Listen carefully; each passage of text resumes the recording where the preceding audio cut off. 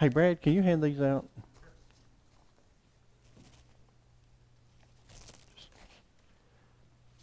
Okay, I'm running behind because I thought I had my PowerPoint on my flash drive, and when Mike pulled it up, he must have deleted it because it wasn't on.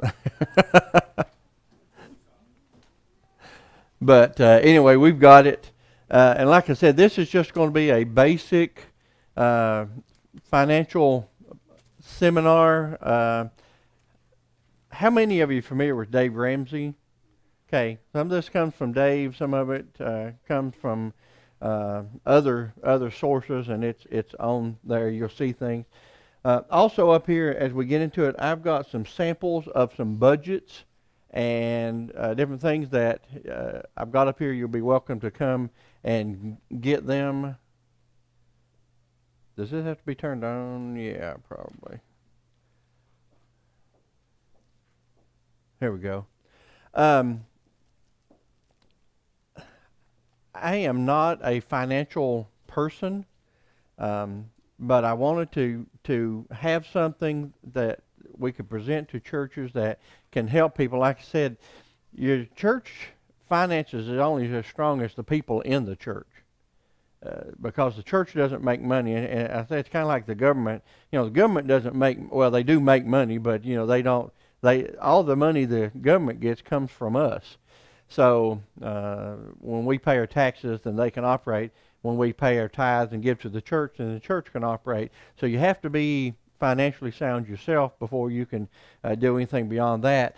And so, like I said, I'm not a financial person, but I know someone that is. My wife and I, our oldest son, is a financial counselor as a part-time job. He works for FedEx, but he does this as a hobby and as a profession. He has some people that he works with. He's a certified financial planner and Crown certified, all these things like that. So I went to him and I said, I want to do something, common sense that we can present to people.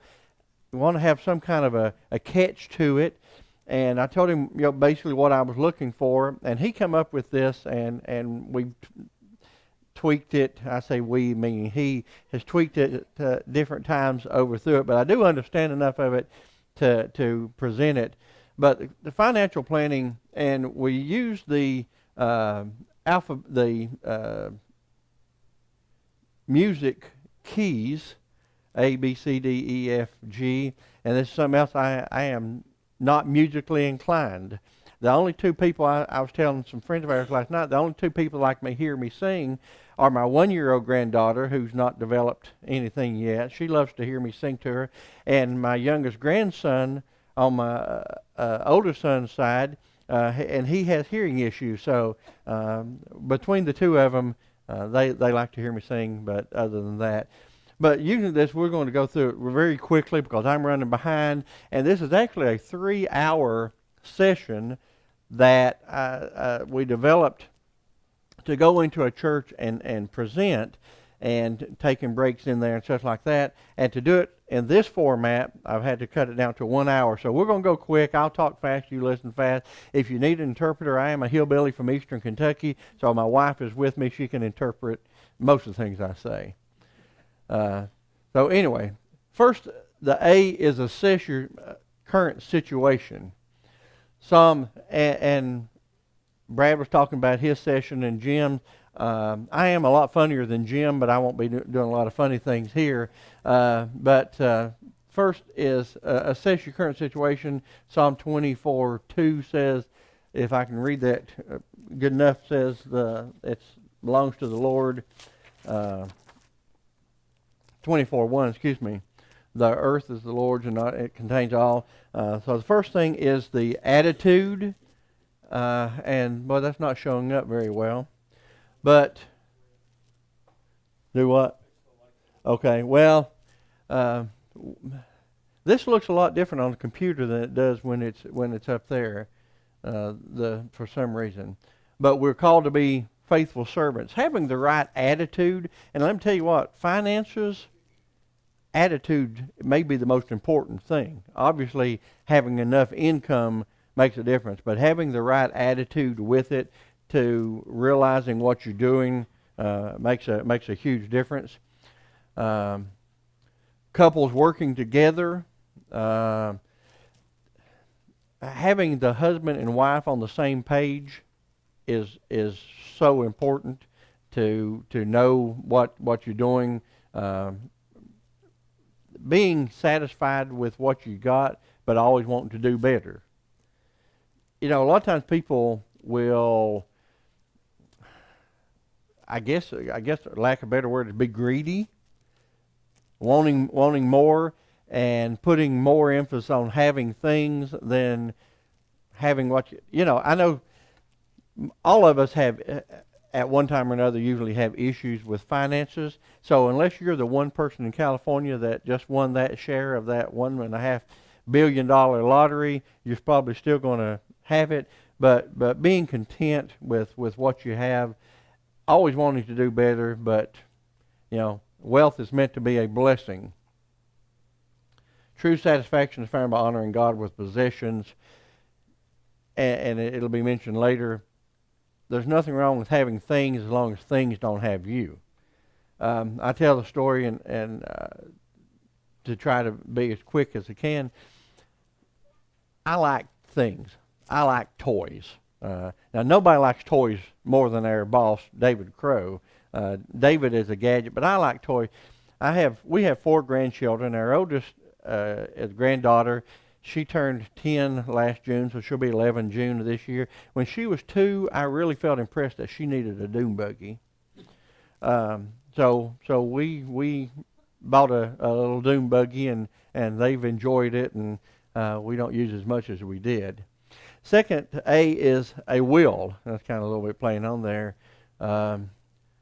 Everybody should have a will. Even if you have a family, if you have any possessions, you need a will.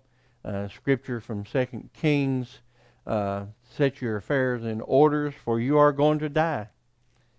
The Bible tells us about 2 people that never died. The rest of them died, and except for Jesus, stayed dead. Some came back, but they eventually died again. But you know what I mean? We're all going to die. And somebody said, well, the Lord's going to come back. Well, then you don't have to worry about any of it. But most of us are going to die, and we need to have our affairs in order. Having a will, it ensures your wishes for family are carried out, and it shortens the court process and reduces legal fees. If I don't know how it is in California, in Tennessee, if you don't have a will, it's got to go through, it's got to go through probate anyway, but it makes it a whole lot longer and a whole lot more process long. If you don't have a will, the government can take a big part of it. So having a will is very important. It gives you a chance to take a financial inventory, know where you're at and what you've got. It's amazing. My wife and I, 4 years ago, moved from the house we lived in for 26 years to a new house closer to Nashville. It took us 6 months to move. I've still got stuff stored that I haven't used in 4 years. Probably didn't use at least 4 years before there. We collect a lot of junk. Oh, she's pointing at me. Yeah. But anyway, knowing what you've got, and we'll talk a little bit later about insurance. Your insurance company wants you to inventory what you've got, take pictures, take videos, and all these things like that. So just knowing where you're at and what you've got. And talking about that, appropriate insurance. Having the right amount and not having too much. Life insurance. It's recommended to have 10 times your annual income. So that if you die, if you take that 10 times your annual income as insurance and invest it, it will replace you financially. It won't replace you, obviously, but replace you financially. Health insurance, having the right amount, and we'll talk a little bit later about what kinds are good to have.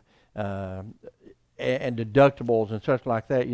Health insurance is one thing these days that is just unreal, astronomical, and the cost of it and such like that. And there are ways that you can reduce your premiums in that once you get to a financial situation. Disability insurance, if you are, I think the figure says if you're 30 years old, you're more likely to be disabled before 60 than you are to die. So, these are some things you have. Allowances, and it's talking about taxes. If you have a job, and here's something before I started looking into it, thought about it. If you have a job and your company takes out taxes on you, then in the beginning of next year you file your taxes and you go, woohoo, I'm getting a refund. I'm getting $700 back. I can go on vacation.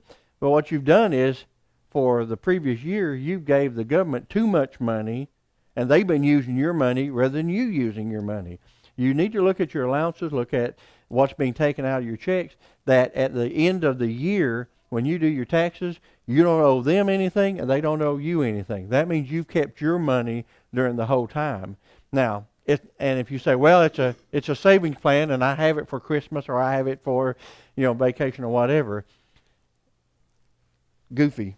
Put it in the bank in a savings account or some kind of an account and draw interest yourself. Don't give it to the government to do that. So, we do a lot of things and we think it's a good idea, and it's really not when you stop and think about it. I don't want to give I want to pay my taxes and be legal and do what I should, but I don't want to give them a penny more than I have to, and I sure don't want them to keep my money. And then when I file my tax for next year, I don't want to have to pay a lump sum, which we're probably going to do this year because we just found out, because of our president, health insurance, it changed things. So anyway, we won't go there right now because I don't want to cuss in front of you. So the dreaded B word of a budget. Now, some people think this is a 4-letter word.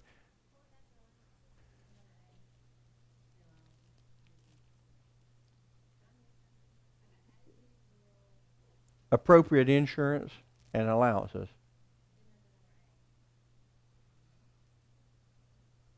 I don't have another A. Does anybody else have another A? Okay, we got 2 different forms. There's only 4. I don't know. Like I said, this has been done. Okay, budget. Having a budget. John Maxwell says having a budget is telling you money where to go, and instead of wondering where it went.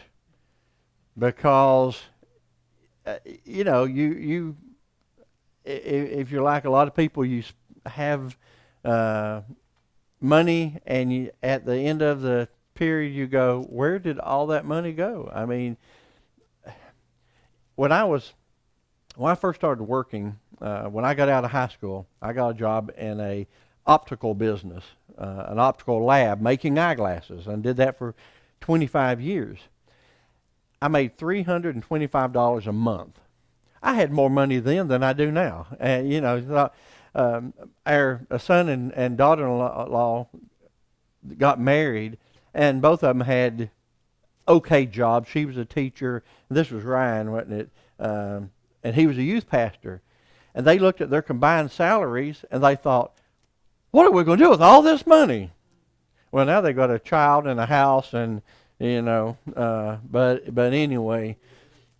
But Luke 14:28 talks about building the tower. It says if you're going to build a tower, first you're going to sit down and figure out the cost of it. And that's what a budget is. Prioritizing your money. And like I said, I've got sample budgets up here that talks about percentages and such, and I'm not going to take time to go over all those, but you're welcome to get them and look at them. But you look at different things, how you spend it. Now, Dave Ramsey, I talked about Dave. If you're familiar with Dave Ramsey, he has what he calls the envelope system, where you write a different top or category on your envelopes, and you try to figure out how much money you spend on that each month. You put that cash in there, and you spend out of that. For some people that may work. Other people it may not. And it depends on you and your incomes and all these things like that. But it's a good idea of seeing. And he's saying if you spend, all your money out of that envelope, then you don't buy anything else. And with the food thing, of course, it can vary. And if you have, we had two teenage boys at one time, that food bill was a whole lot higher than it is now with just my wife and I. So you know, you got to budget. And when you start with a budget, you're not going to know everything. Obviously, you're not going to say, well, it's this much and this is all we're going to spend, because it can fluctuate, and you got to have some idea in there. 30-day diary of expensing, writing down what you spend on different things and looking at it to see, you know, normally where it goes. And it may take a few months to figure that out in there. Do not neglect to pay God first. It's just my personal opinion that tithe should be the first part you pay, because it's a pretty good deal for us. God gives us 100% of what we got and just wants 10% back. So that's pretty good. But let me say that the Bible talks beyond tithing about, you know, gifts, you know, your tithes and your offerings and other things like that. So tithing is the basics where you need to begin. And I've had so many people, and I'll be honest with you, over the years when we've struggled, you say, well, I'm going to pay God, but right now I need this money a little bit more. Because let me tell you about tithing. Tithing is not a financial issue. It's a heart issue. We pay God first, and then we go on from there. And I'll tell you, I've been amazed at how many times God has answered the needs in our life. Even when we didn't have it, when you get that check in the mail, or you get a handshake, or you get a gift of somehow, you know, and you've heard the expression, you can't outgive God. You know, it's way overused, but it's very true. But paying God first, and Malachi talks about taking your first fruits into the storehouse. And do not neglect to pay yourself. And you're going, well, what does that mean? Savings. Let's see if this is and your savings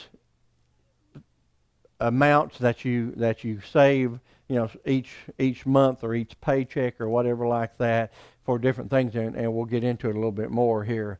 And having a buffer, this is what Dave Ramsey calls an emergency fund. $1,000. Set aside $1,000. Put it somewhere where, you know, not in your sock drawer, or don't leave it in your checking account unless you put it in there and don't add it in or something like that. But if you check your bank statements, you're going to see it. But put it somewhere, and it's an emergency fund. That doesn't mean, oh, I sure would like to see that movie, let's go to the movies, or I sure would like to have that new gun, you know, or whatever like that. It's set aside in case the washing machine breaks down, or in case the car breaks down, or in case, you know, a kid gets sick and you have to do something. $1,000, and you know, if you have a car repair, that could disappear real quickly like that. And if you use it, then add it back in there. But having that buffer in there, that emergency fund to use. And here's a sample budget. And again, this is this is not the one I think I should have had. But it shows and breaks down salary, what comes in. Again, I've got it written here so you can get it. But it shows how much comes in each month and allows us to spend on different things there. Your target area, where, you know, how much it should be. This is, again, a basic, you know, format, and how you break it down and where you're getting at like that for different areas that you need. And some people, you know, overspend on cars and overspend on houses, and you know, it goes back to the old thing where you spend money you don't have to impress people you don't like, and that's what we do sometimes. We want to live like other people. Create a cash flow. Romans says, owe no man anything, let no debt remain outstanding. Creating cash flow is getting more spendable cash in. Some of the things it's got here, and this is going on, cards, credit cards. I went online to look and see what it says the average credit card debt is in America today. Anybody got any idea? Close. Almost $4,000 people are carrying on credit cards. Dave Ramsey says, they're a scourge of the earth, and I'll refer to Dave a lot because I've listened to him. But he says don't use credit cards at all. And here's the thing. People say, well, we get a credit card, I get 2% cash back. But if you don't pay it off, you're paying 21% probably interest on it. So 2% and 21% doesn't make a lot of sense. So we use credit cards, we pay it off every month. And then, of course, if you want to use bank cards, we don't even have a bank card. I've never used a bank card. We use credit cards, but we pay them off every month. That's one of those attitude and discipline things. If you use a credit card, pay it off. And it can benefit you, and I'm not advocating going out and get a credit card so that you can get airline miles or hotel miles or whatever like that, but I am saying that it can pay off, but you have to have the discipline to make sure that it is paid off every month. Cars. Within the first 5 years of owning a new car, you've lost 70 to 80% of its value. We've said we'll never buy a new car, and then we didn't buy a new car. We bought a car. My wife had a Nissan Altima, had 220-some thousand miles on it. And with me being gone, we travel quite a bit. I want to make sure Mama got something that's going to take care of her. So we went to a Nissan dealer. We found a 2015 car, but it had 4,000 miles on it. Got $6,000 off of it. Finding one that's got a little bit of a few miles on it, the loaners or executive cars or something like that. But when you buy a new car, as soon as you drive it off the lot, you've lost thousands of dollars on it. But people want those. My brother lives in Kentucky, where I'm from. He says, I'll always have a car payment, but I'll always have a new car. I like driving old as long as it's, going along and such like that. College. Average, I looked up this. What do you think the average college graduate, how much they're, just an average, what do they graduate with, what kind of debt? $35,000, which I thought it would be actually higher than that. We had some friends we were talking to. Their granddaughter is wanting to go to a college. What was it, $115,000 a year? A year. $115,000. I mean, I don't know what it is, here. I don't know. I know Welch College, Free Will Baptist College in Nashville, I think it's about $25,000 a year now for that. Of course, there's other things that you can do, but saving for college, and we'll have some things. Couch and curtains, he did that. HELOC, home equity loans, are where you borrow money on what you got to do what you got with and such like that. You can get a big interest rate and spend a lot of money on making your house prettier, and so when paying off debts, listing debts in order by amount and interest rate. Paying off, and this is one of the attitude again, the motivational encouragement part of it. A lot of people say, well, I'm paying 20% interest on this one, this credit card, but I'm only paying 5% on the car. Well, if you owe $4,000 on your credit card and $20,000 on your car, you pay that credit card off first, even though it's a higher interest rate. When it's paid off, that money that you were paying on there is freed to allow it, but rather than having two debts, now you only have one. So it's an encouragement to pay off that lower amount first, even though it's a higher interest rate. Try to get the lower amount so that you both see the process of paying off a loan, but also that you're freeing up that amount of money. And let's see what I'm doing here. Examples. $10,000 on credit card at 12.86 is $200 monthly payment. Will take you 6 years to pay off.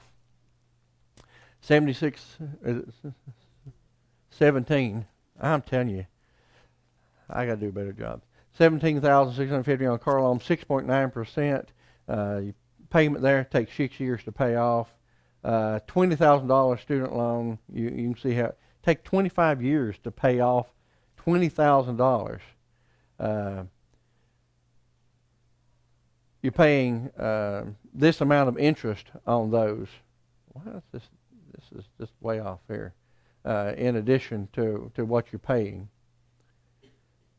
Impulse buying on credit cards, $2,000 charged at 18%, the minimum payment $30. Takes 30 years to pay off. Plus, I don't know if this comes up here, you're paying almost $9,000 in interest on $2,000 investment, paying back almost $11,000. And the figures show the average person, if you're paying with a credit card, will spend, I think it's 12 to 15% more on a credit card than with cash. Because when we see, those presidents leaving us, has a different impact than, swiping Discover or Capital One or whatever you happen to have on there. Decide to live debt-free. And this is, the big thing, again, with attitude and commitment and determination.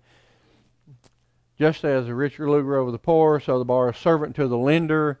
When we owe money, there's a psychological thing that's involved in there also. Determined to make this a permanent mindset. When we see things we want, it's hard to pass it up. Everybody else is driving a new car. I deserve one too.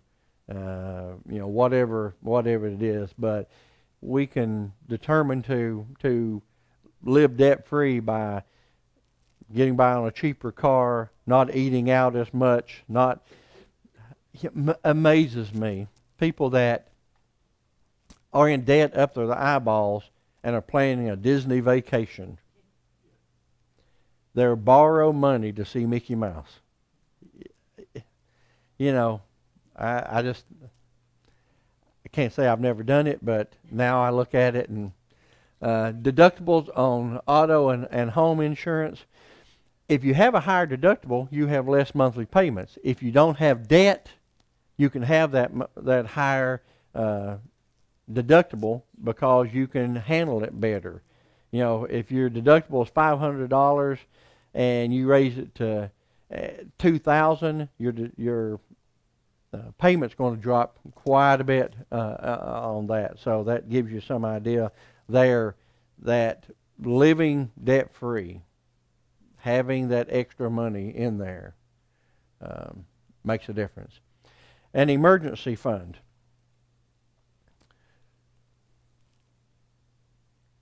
The wise man saves for the future, but the foolish man spends whatever he gets. And so many are like that in the culture we live in today. I was talking with some people about our Bible colleges. They don't prepare pastors that are in pastoral ministry for a lot of things that they're going to face. Schools, our school systems, don't prepare kids for the real world when it comes to finances. They don't have the understanding of it, and the mindset. Every generation, I guess, gets a little bit worse and a little bit more and more each time. Where it's mine, it's me, it's I'm entitled. We live in an entitled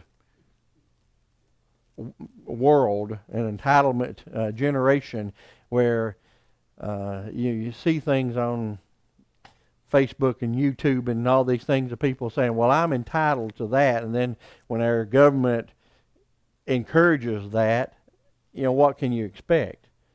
But people think they are owed, just for being who they are or what they are or whatever like that. but the Bible says we need to plan for the future, and the emergency fund, 3 to 6 months of expenses. I mentioned this earlier. Saving back. If you get sick and lose your job, if you have an accident, so many things can happen. Again, I'm from Eastern Kentucky.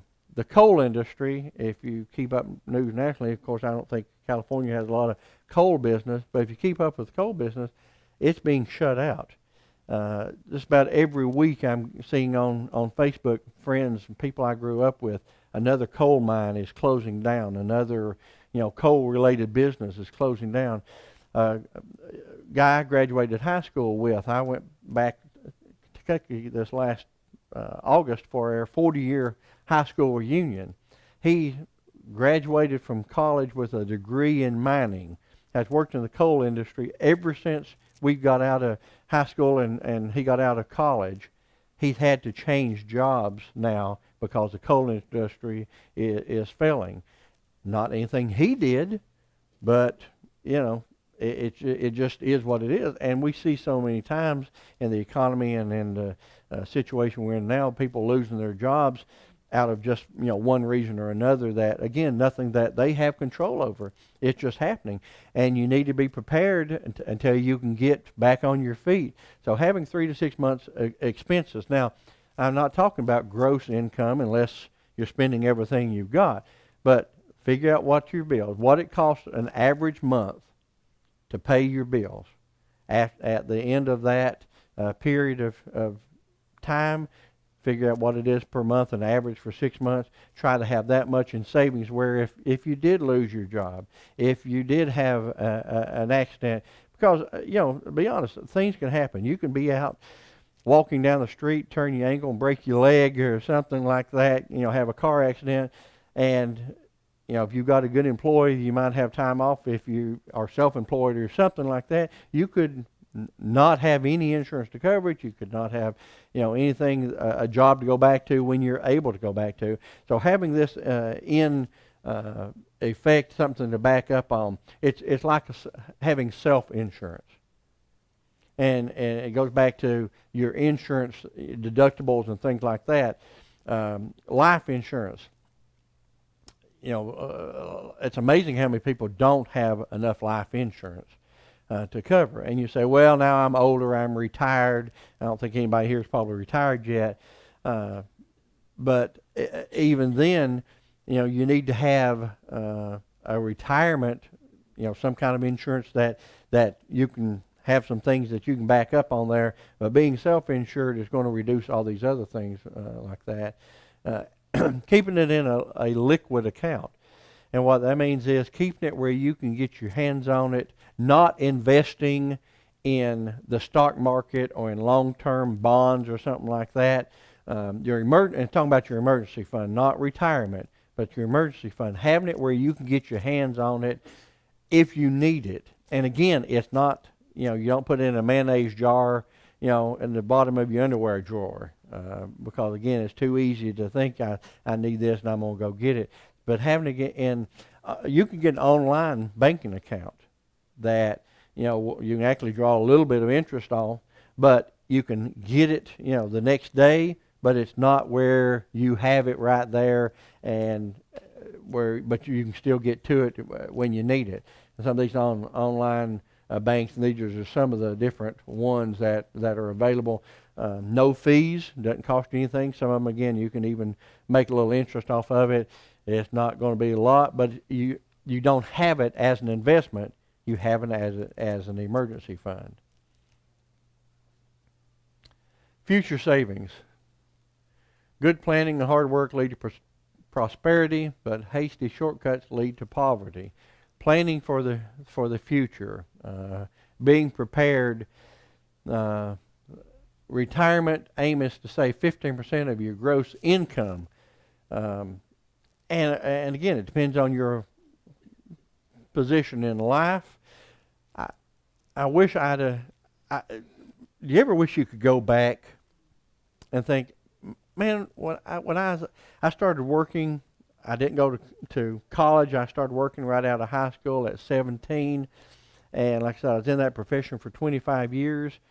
Had I thought what I could have done if I'd have saved starting at that point. And there's different ways of doing it.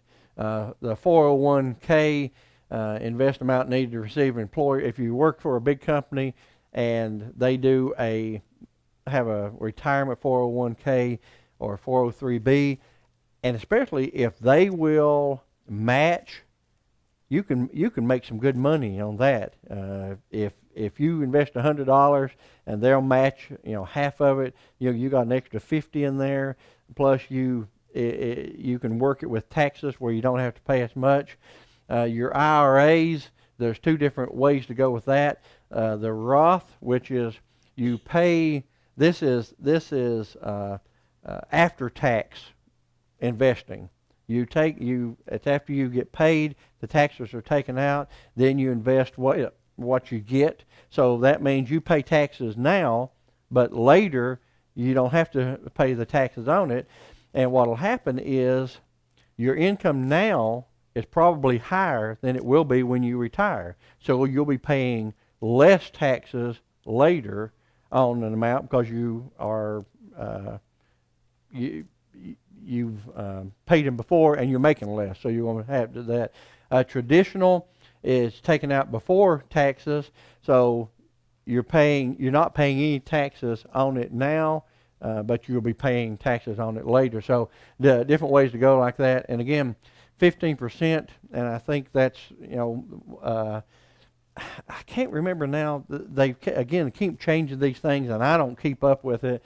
So there are different ways it goes up and down, how much you can do. You might put in 15%, but you might be able to go to 20% by the amount that the government will allow you, because you can only invest so much. And you might not, if you're very wealthy, you might not be able to invest 15%. It may go beyond that point. So there's ways of doing it. And again, a tax person can tell you, and an investment and a retirement person can tell you different ways that you can do more than just one different things like that. And then college, we talked about that earlier. If you have children that are going to go to college, and there's formulas that you can look at with this, how much you put in. But an educational savings funds, ESAs, you can put money in. And again, I don't remember exactly how much it is because it does change, but it's like $2,000 or $3,000 a year, or maybe more, you can put in that. And if you put it in and it's an investment, it's making money, by putting in amount starting when the child's born, when they get to be college, you can have it paid for unless they go to one of those $115,000 a year colleges. And I don't know about California, the 529 savings plan, there are state programs that are run that will let you invest money through the state, and it's a good program to get into if your state has it. And again, I'm not sure about California. Why save for retirement? Want the government to take care of me? Statistics from the Social Security's website. Beginning in 2010, Social Security Administration paid out more than it took in. That's 6 years ago now. They started paying out more. If you keep up with the news at all, you see it's not pretty. It's not at all. Beginning in 2036, they'll be not able to make payments. Now, and let me just say, it doesn't matter who we get in the White House. It's not going to change a lot. Now, this are new figures. That original 2010 was 2017. So in just a few years, it's dropped 7 years. So this 2036, the way it's going, could be 2020. You never know. But you can't depend on the government. The average retiree right now, Social Security, is getting about $1,000 a month. And I know in Tennessee, very few people could live on $1,000 a month, and I'm sure in California it's going to be even more than that when you're paying. We're noticing this morning 80 to 90 cents a gallon higher for gas than we are. I saw it for $1.57 before I left Tennessee, and I think the cheapest I saw here was like 237 or 239 or something like that. Huh? Yeah. So you can't. You're going to have to do something yourself to be able to sustain. And again, with the government, you never know what they're going to do. I mean, it can change at any point. Importance of diversifying investments, and again, for long term, there are ways of doing. This is the calendar periodic table investment returns. This is just showing mutual funds and how they rank, and these different colors, and they don't show up as well with this as they do on a computer. You can see the different colors are different funds. See, the yellow here in 1988 was the top one, and as you look over the years, there it is, but it's all over the board. But you come all the way down here to 2007, and it's at the bottom. So you have to diversify what you do. And then you see here, these right here, see where they're at. They're on the bottom in here, and they go up here, and they're the top now. So it changes depending on technology and a lot of these different things like that. We've had the big tech things lately where things will go. Sandra and I, and she'll say it's more me since it was, made an investment in single stocks. Never recommend to buy single stocks. I mean, because you never know. And we made an investment on one that was hot. I mean, man, it was going like gangbusters. And I was told it's going to keep going. Well, it went from $17 to 37 cents or something like that. And I was talking to her about if you keep up with stocks and such, and the price of gold. Anybody got an investment in gold other than your class ring or your wedding ring or whatever like that? Gold was up to $1,700 an ounce. Now it's a little over $1,000. So $700 an ounce it's lost since its highest point. So by diversifying, you see there's different things you can do, and mutual funds, and of course there's controversies over mutual funds and such, because the big ones, you don't know. You may invest. A big fund may have some Walmart stock in it. Well, some people don't want to have Walmart stock because they sell beer. You can't hardly find anything that doesn't have something. Now, there are some, specifically you can stay away from, but you just that's each individual's whatever they think they want to do. College. This is one of the things talking about college. They invest $100 a month for 18 years. If it comes at 80,000, 12%, which is high, at the end of that you're going to have $75,000 invested in there. Avoid having $450, and if you don't have that new car purchase, some young guys back here.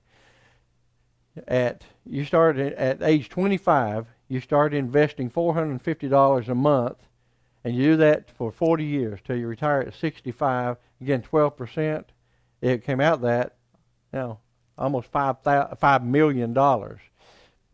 And it's not always going to work out that way. Sometimes you may have a higher rate of return, sometimes lower. That's one of the things that you get into. Let's say you're Brad's age and you're 50. You start in, if it's too late, you start investing $1,000 a month, and you do that for 15 years till retirement. You've invested $1,000 for 15 years. You still end up with $500,000, and it's all about the rates of return. These things that's your investment, that's your simple earnings, and that's your compound earnings. Your investment's how much money you've been putting into it over the years. This is just a simple interest, and this is just interest on the interest. So, it's going to do better for you like that. And then giving. When it comes to the end, just as you excel in everything, in faith, in speech, in knowledge, in complete earnestness, and in your love for us, see that you also exceed in the grace of giving. After you've done everything you can that you should do for yourself, for retirement, for planning, for all that, and this comes back to the bottom line. The more money you have, the more money you can give. The more money you can give, the more blessings you can be. The women in our office think I'm a miser. I hate to spend money, but money's not that important to me, especially if it's the Lord's money. You know, spending frivolously on different things like that. I'm cheap. I like goodwill. Anybody else here like goodwill? I love goodwill. And buying things like that. But when you save, obviously it's going to help allow you to keep more money, but it'll allow you to bless more people by having more and being able to give more. And there's so many ways to do it. You can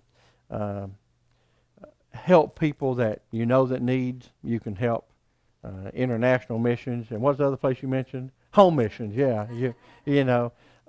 So you can be a blessing to people when God blesses you. So giving, helps with that.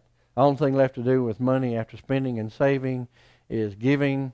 Money is just a means to bless more people with the goodness of God. Jesse Duplantis, and some scriptures that you can't read.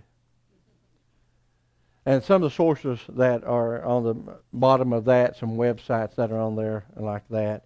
And again, those sample budgets are up here, and I apologize. This was not the PowerPoint that I intended to get. I've been working on PowerPoints and different handouts for here, and then we leave next Wednesday morning. We get back to Nashville on Monday, and then although he didn't get back till Tuesday, then we leave Wednesday going to Michigan to do something like this up there also. But anyway, gives you the basic understanding that